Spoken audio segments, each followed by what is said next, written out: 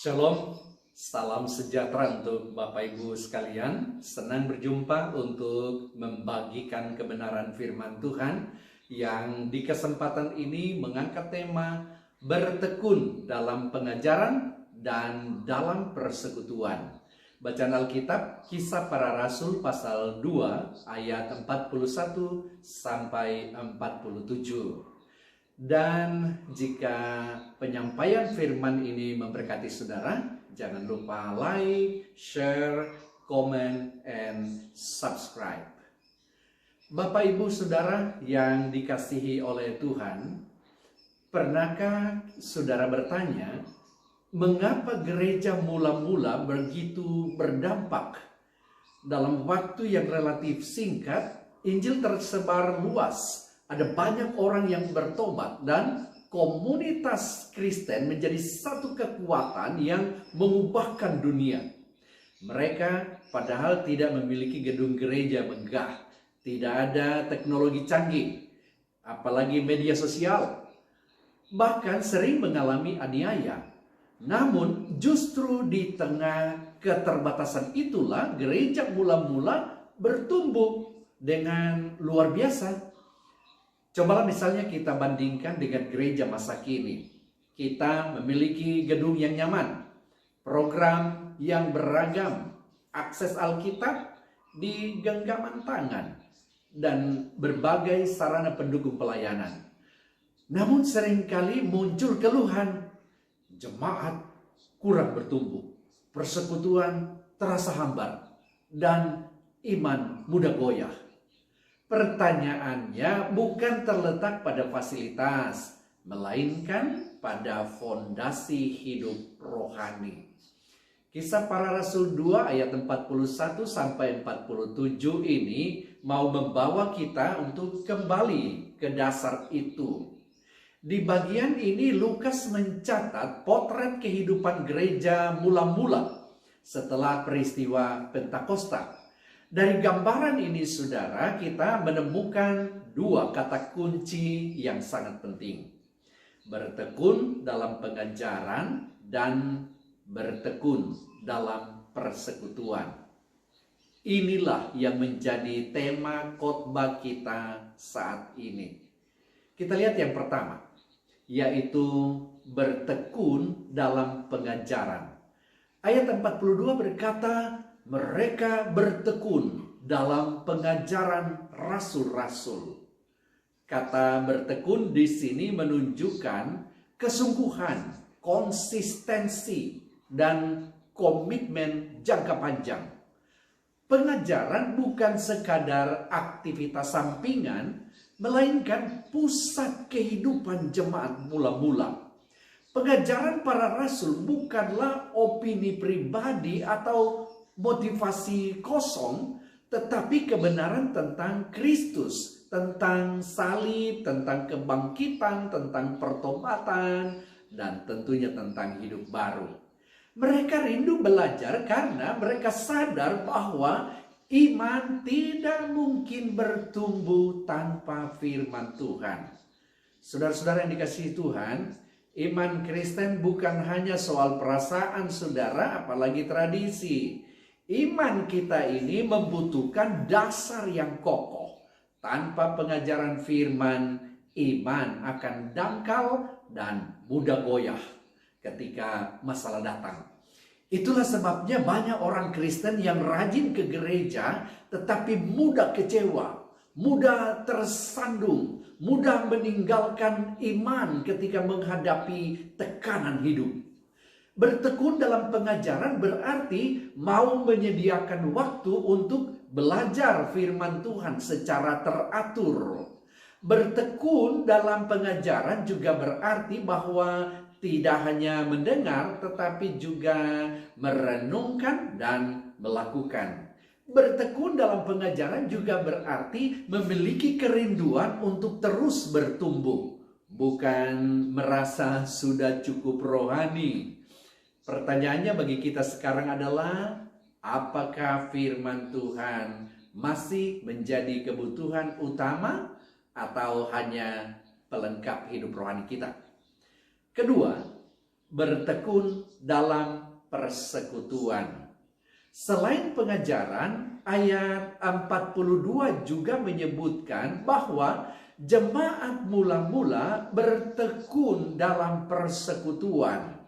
Kata Yunani koinonia berarti kebersamaan yang mendalam, saling berbagi hidup, bukan sekadar kumpul-kumpul, saudara. Persekutuan mereka terlihat nyata dalam ayat 44-45. Dan semua orang yang telah menjadi percaya tetap bersatu, dan segala kepunyaan mereka adalah kepunyaan bersama. Mereka saling memperhatikan, saling menolong, dan saling memikul beban. Ini menunjukkan bahwa iman Kristen tidak pernah dimaksudkan untuk dijalani sendirian. Kekristenan kita ini, saudara, bukan iman individualistis. Tuhan memanggil kita masuk dalam satu tubuh, satu keluarga rohani. Namun realitas hari ini berbeda, saudara. Banyak orang Kristen justru merasa cukup datang ibadah lalu pulang tanpa relasi. Bahkan ada yang berkata, yang penting saya dengan Tuhan. Padahal Alkitab berkata kita dipanggil untuk saling mengasihi, saling menasehati, dan saling membangun yang seorang dengan yang lain.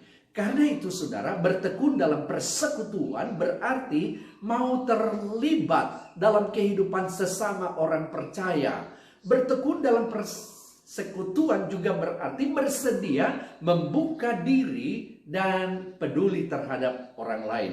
Bertekun dalam persekutuan juga berarti tidak hanya mencari dilayani, tetapi juga siap melayani. Saudara, persekutuan sejati memang tidak selalu nyaman. Ada perbedaan karakter, pasti ada konflik, ada kekecewaan. Tetapi justru disitulah kasih Kristus dilatih dan dinyatakan. Kemudian yang ketiga, pengajaran dan persekutuan yang menghasilkan kehidupan rohani yang seimbang. Menarik untuk kita perhatikan bahwa pengajaran dan persekutuan selalu berjalan bersama. Gereja mula-mula tidak saja kuat secara doktrinal, tetapi juga hangat secara relasional. Pengajaran tanpa persekutuan akan melahirkan orang Kristen yang kaku, merasa paling benar, tetapi kurang kasih. Sebaliknya, persekutuan tanpa pengajaran akan melahirkan komunitas yang hangat, tetapi mudah tersesat karena tidak berakar pada kebenaran. Ayat 46 sampai 47 menggambarkan keseimbangan ini dengan indah. Mereka beribadah dengan sehati, memecahkan roti di rumah masing-masing, makan bersama dengan gembira dan tulus hati sambil memuji Allah. Apa hasilnya? Ini. Dan tiap-tiap hari Tuhan menambah jumlah mereka dengan orang yang diselamatkan. Camkan dengan baik, pertumbuhan gereja bukan hasil strategi manusia semata, tetapi buah dari kehidupan jemaat yang sehat secara rohani. Yang keempat, kita lihat bagaimana aplikasi praktis bagi gereja dan kehidupan kita di zaman sekarang. Dari pembacaan ini, saudara, ada beberapa aplikasi praktis yang bisa kita renungkan bersama. Pertama, evaluasi kehidupan rohani pribadi kita. Apakah kita masih bertekun dalam pengajaran firman Tuhan? Apakah kita memiliki disiplin rohani, membaca Alkitab, mengikuti pemahaman firman, dan mau diajar? Kedua, periksa lagi keterlibatan kita dalam persekutuan. Apakah kita hanya datang sebagai penonton atau sungguh menjadi bagian dari tubuh Kristus? Apakah kita mengenal dan dikenal oleh sesama jemaat. Ketiga, bangun persekutuan yang hidup. Gereja bukan hanya gedung, tetapi komunitas orang percaya. Mulai dari hal sederhana, saling mendoakan, saling menyapa, dan saling menolong sesuai kemampuan. Keempat, hiduplah sebagai kesaksian. Kehidupan jemaat mula-mula yang penuh kasih dan kesatuan menjadi kesaksian yang kuat bagi dunia. Dunia hari ini tidak hanya membutuhkan khotbah saudara, tetapi juga contoh hidup. Karena itu saudara-saudara, pembacaan kita ini bukan sekadar catatan sejarah, tetapi panggilan bagi gereja di segala abad dan sepanjang zaman. Tuhan rindu gerejanya kembali kepada dasar, yakni bertekun dalam pengajaran dan bertekun dalam persekutuan.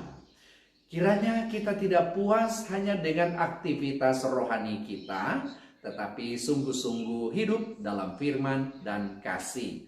Biarlah gereja kita, keluarga kita, dan hidup kita menjadi tempat di mana Kristus nyata melalui pengajaran yang benar dan persekutuan yang tulus. Dan ketika kita hidup demikian, kita boleh percaya bahwa Tuhan yang sama akan bekerja menumbuhkan iman kita, menguatkan gerejanya, dan tentunya menambahkan orang-orang yang diselamatkan.